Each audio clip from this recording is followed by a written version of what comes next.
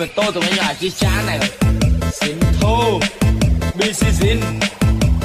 thô bi si xin thô bi si xin thô anh nghe là pin của mà nhé Razoni. iya rán nè quả thao tiếp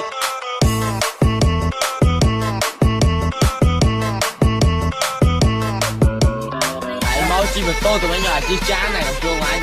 xin thu vào đây má nha nói chuyện vậy cái thai bi si xin cao dây anh nghe là pin của mà nhé xin thô bi si xin thô bi si xin thô bi si xin thô anh nghe là pin của mà nhé xin thô bi si xin thô bi si xin thô bi si xin thô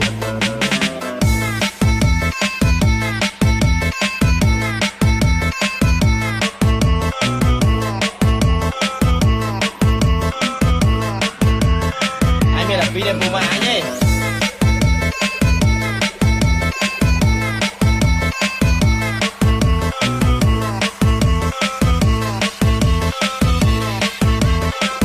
anh nghe là video của mà nhé Razoni on the mix.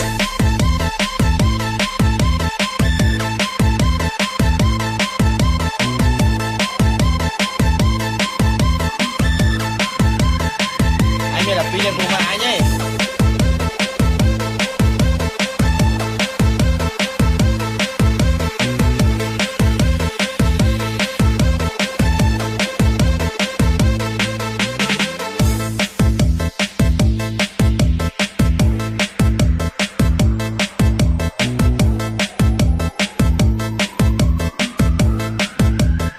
anh nghe là video của mà nhé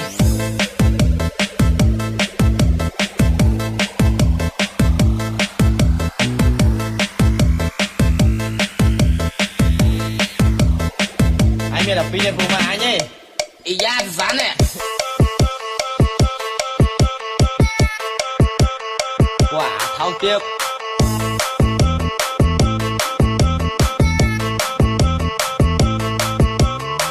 máu chi mà tôi tụi nhỏ chia chán này chưa anh xin thu vào đây má nha nói chuyện vậy cái thai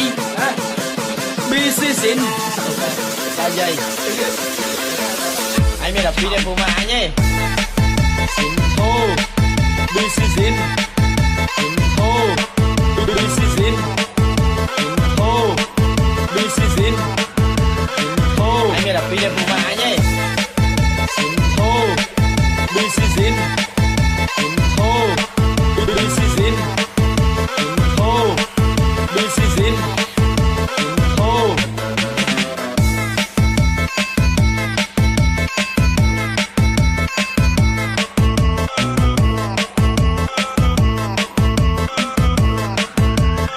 anh nghe là video của mà nhé